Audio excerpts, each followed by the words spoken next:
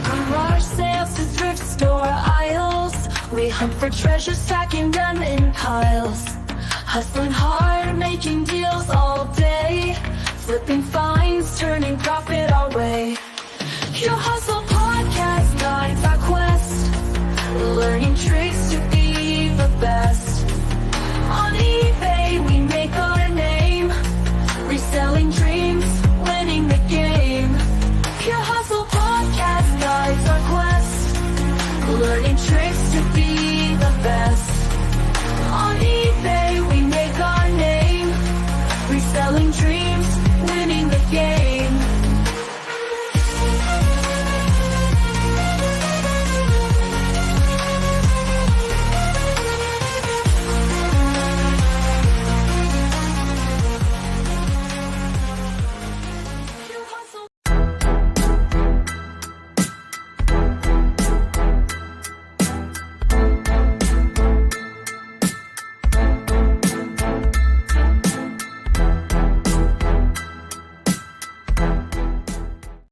Welcome to Pure Hustle Podcast. I'm Mike. And this is Orlando, and we're here for another live. Is it Monday? Yeah, live Monday mini. This is Labor Day Monday, and look at this. We're working. Monday. We're laboring. We've got people right now watching us that Listing. are probably watching because they're listing, because they're hustling hard as resellers. We just don't take a break, do we? We just keep going. We don't announce we're not consistent in our lives. So some of you are like, hey, sometimes it's on a Sunday, sometimes at Monday at noon, sometimes at 3:00. You just never know. So make sure to hit that bell notification. And if you're not subscribed, make sure to subscribe and hit that like button. That's right. All right. So today we are talking about, look, here's the deal. We know that a lot of our listeners primarily sell on eBay. Sometimes they sell on some other platforms too. They're cross-listing.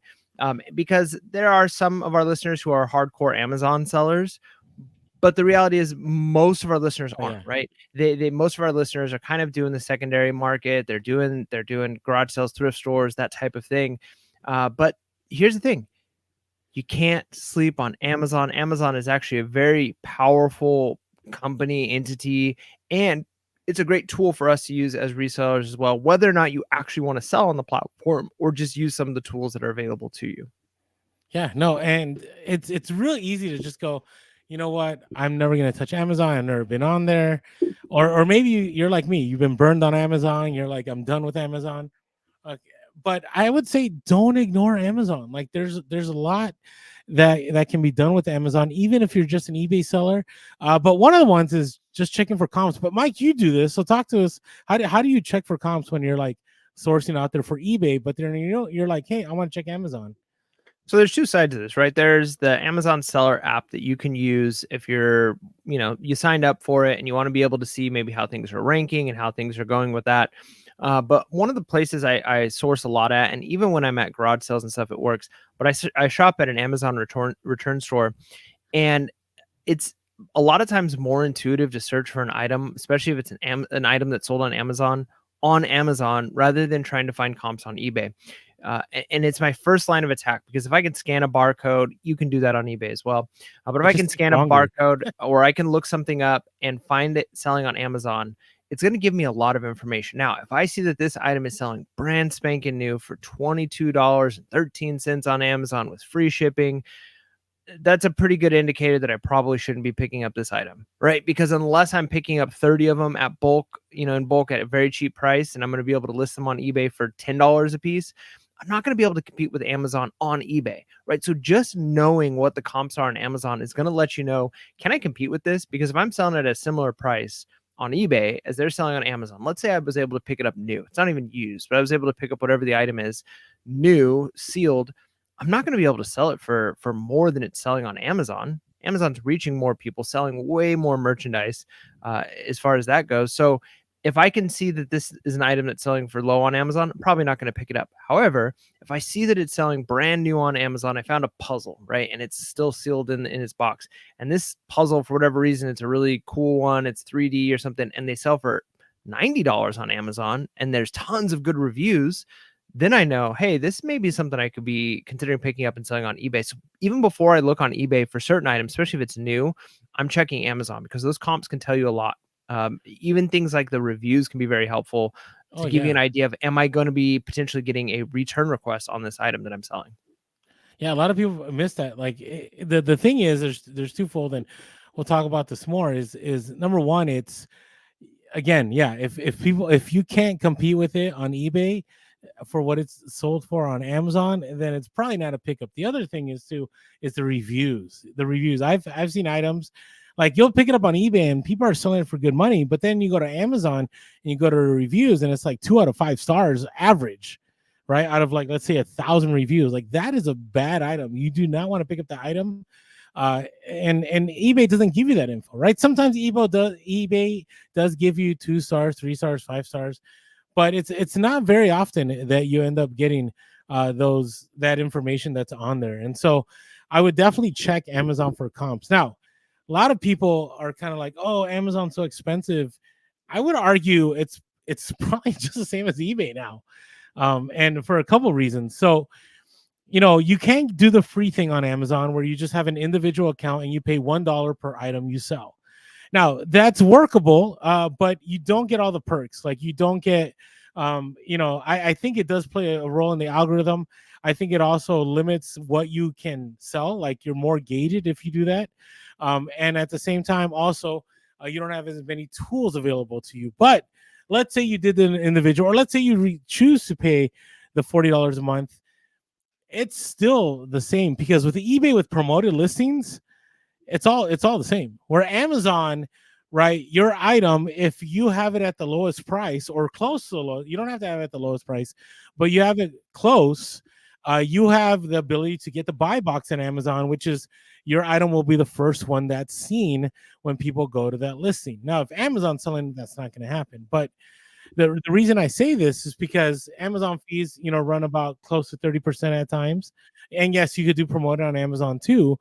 But with eBay with promoted listings, it ends up being about the same, right? And if you have an item that you could sell for more on Amazon, I don't know, it may be worth it to you to sell on Amazon because yes, you may be paying for more fees, but you can charge a higher price, which in the end balances out. And so I've sold some things on Amazon because I'm just like, hey, you know what? It's going to sell faster. I don't have to, it's very streamlined, I would say, on Amazon. You get the shipping label, you ship it out. Returns, you really don't have a choice. You have to accept returns. So there's not as much freedom as there is on eBay, but I would say the eBays are very comparable on both sites. And so this thing about Amazon being too expensive, I think that's a thing of the past because of eBay's new promoted listings. Yeah, those fees have kind of increased across the board on eBay. So yeah, you're feeling that. It may be less complicated for somebody getting started to sell on eBay because they're not dealing with warehousing and what about those storage fees. So that creates another layer of knowledge you have to gain. But as far as I'd be interested to see what if you have somebody who's selling very comparable items, the same quantity of items, what those fees turn out to be. Because yeah, I think that where there may have been a big difference before, that is narrowing for sure. One of the things and you'll probably be able to talk more about this. I can kind of briefly describe this idea of the Amazon algorithm versus the eBay algorithm, right? The eBay algorithm is woo-woo, right? Like we don't know. It's just like it's a little bit of everything. Like there's like we could say you got to have the best. If you got the best price, you're going to sell your item. Well, maybe if it's like a really hot in-demand item and you're one of the only listings, that's probably true. But there seems to be so many other things happening on eBay where it's like if you make changes on your shipping policies, if you're sending out offers or not sending out offers, I'm convinced even buying items for like eBay to eBay arbitrage. When I make purchases on eBay, I tend to sell more items on my store. So there's a lot of other factors happening on eBay. Whereas Amazon, their algorithm is much easier to understand, right? Like you kind of alluded to, like if it's a hot in-demand item and you've got the lowest price, you're the buy box. Like that's it. It's that you can clearly see how many of these units are going out, how many units are currently available, and adjust your prices, comparatively, and you're going to know whether or not it's going to tell you like X amount of these are selling weekly, monthly, daily, and that is a much clearer picture of, is my item going to sell or not, versus on eBay it's there's seems to be so many other factors in place when it comes to the algorithm. And I do want to address something. Somebody in the comments here, Carl, the lazy reseller, said, "I gave up on Amazon after finding every item I checked I wasn't allowed to sell." Okay, so there's two things I want to say about this comment. One is, yes, this is true, right? When you sell on Amazon, it's very tough. I will say, if you try to do the free individual account where you only get charged $1 per item that you sell, it's going to be very tough because it's going to get you on a ton of things. If you do pay the 40 a month, which I would say is comparable again to if you have an eBay store, or if you end up, paying promoted listings, it does open it up more. Now, I think it's easier now to get ungated in certain categories, because back in the day, you used to have to like get invoices from like wholesalers and distributors, where now you can go like on some online websites and just get like a receipt, and you just submit it and you'll get ungated. And I'm not going to give that info right now, but that info is all over social media. You can probably, search it on YouTube and find it. It's so much easier to get ungated than it ever has been, I would say, in certain categories. Other categories like Nike and so on, I think they've tightened things in. I was grandfathered in, but then even when I was grandfathered in, I ended up gated again. So yes, that is a place where it's tough. So for example, on CDs I was gated, but like on DVDs, I was never ungated, and I ended up just buying a whole bunch of DVDs from somewhere to sell, and it was on a list of companies that some social media influencer had put on, and I just submitted it and I was ungated. So there is that option. So yeah, I think it's the reality of it. Now, were you gonna add something here, Mike? Yeah, I mean, even just with that idea though, even if you don't end up selling on Amazon, even just using their seller app as a tool to figure out whether something is moving, right? Like in the same way we say to use Terapeak. And of course, you're not going to use Terapeak for every single item. But if you're trying to source some items, maybe you find something that's you think is potentially valuable, that gives you just one more piece of the pie, right? Like there's so much information that you might be missing if you're just looking at 90-day comps.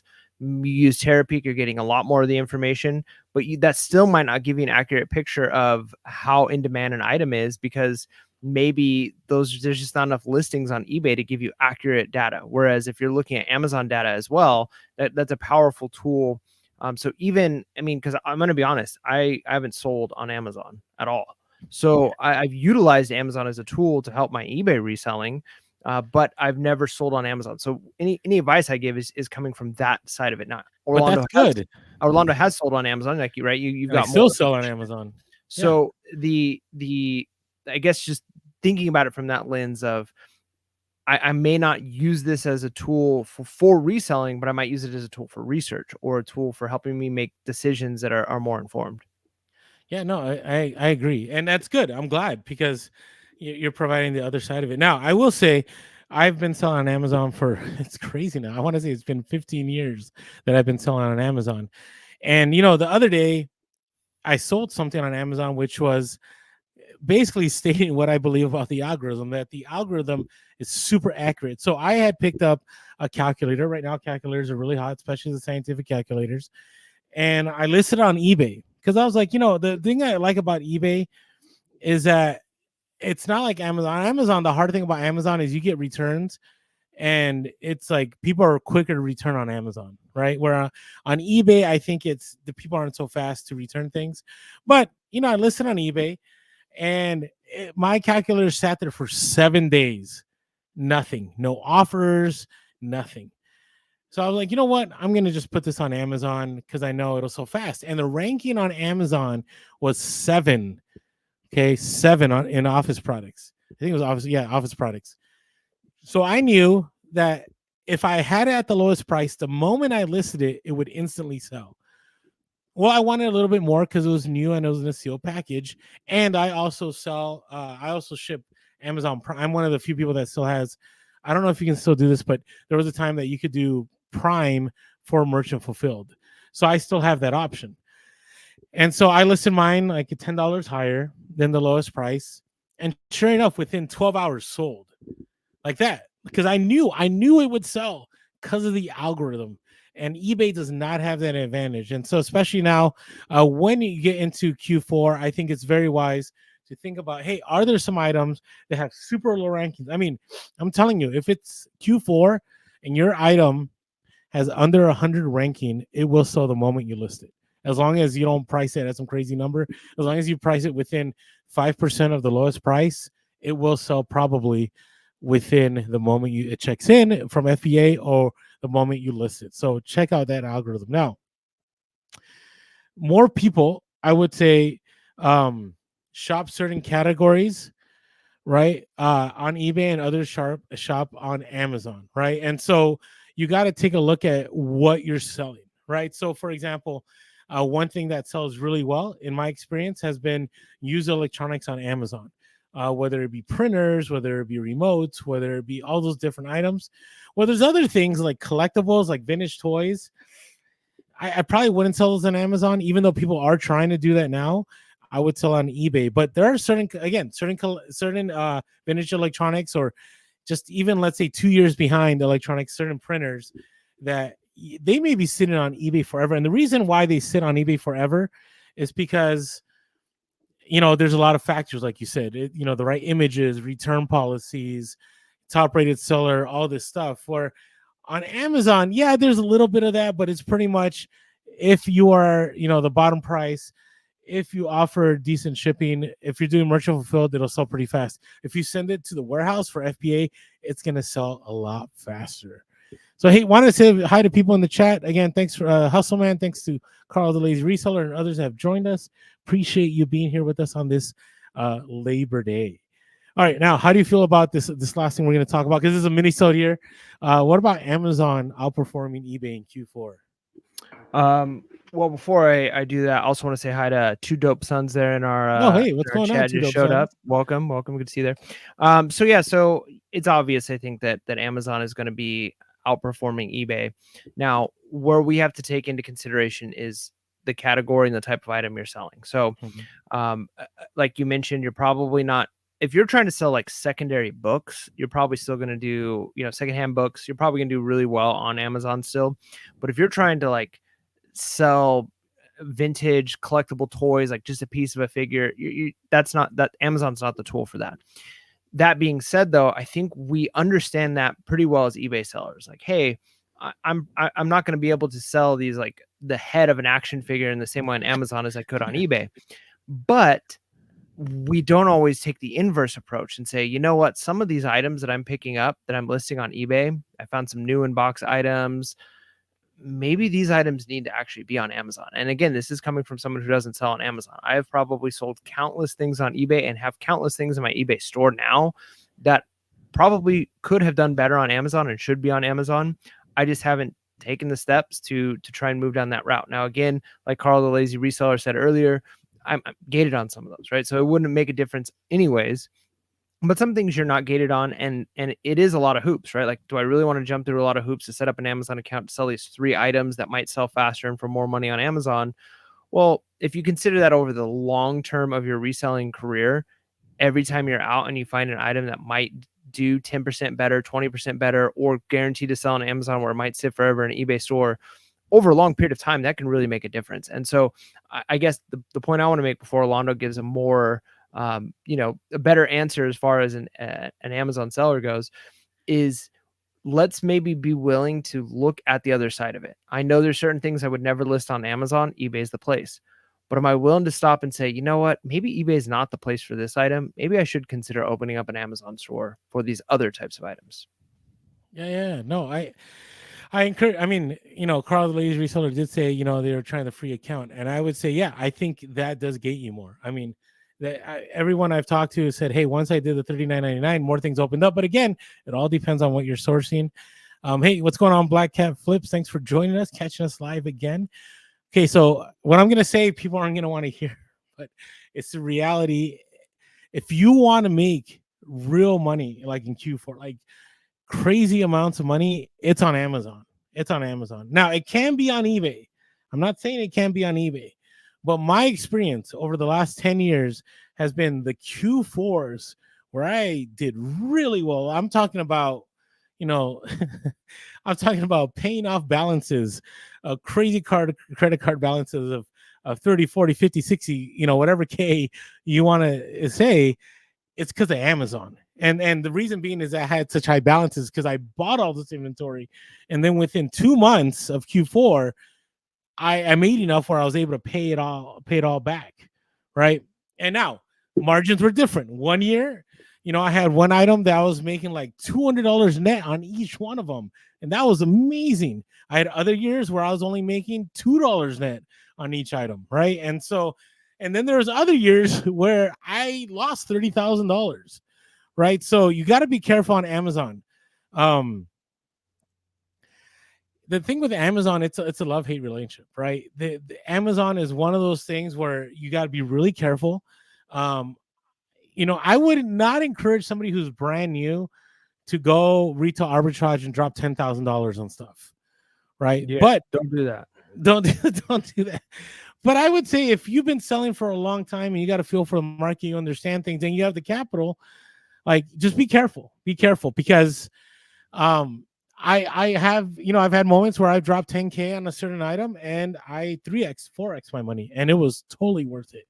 And I've had other times where I did that and I didn't. So that's the thing with Amazon. So here I want to address some comments here. Carl Lazy Reseller again says everyone I know on Amazon loves it as number one and hates it as number one. Yeah, that's true. It's like he says, love-hate relationship.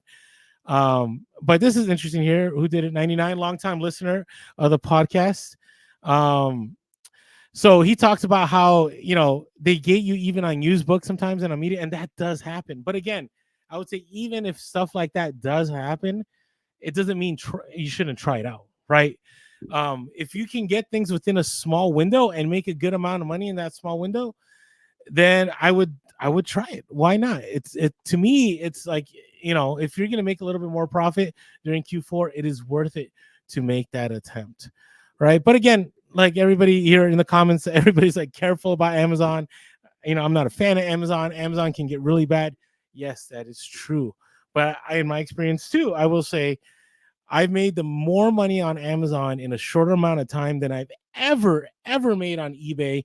If you put all my Q4s together of eBay and you compare it to all my Q4s on Amazon, it's not even close how much Amazon has been able to make for me during a Q4. So let's say you don't want to sell on Q4 on Amazon during Q4. That's okay. Just use it as a research tool, as Mike has done, right, over the years. Find out what the ranking is. Find out, what it's selling for. And if you're willing to dip your toes in a little bit, dip your toes in a little bit. And if you find that, hey, you know what, this Q4, I want to really go all in, with prudence and with wisdom, you can do that. It may turn out to go well for you. So like anything with reselling, right? Some things has a low barrier entry, but that doesn't mean it's easy. But sometimes you may miss out if you're not willing to take those risks. And with that being said, make sure to be real, Be relevant, and be reselling leads. Peace.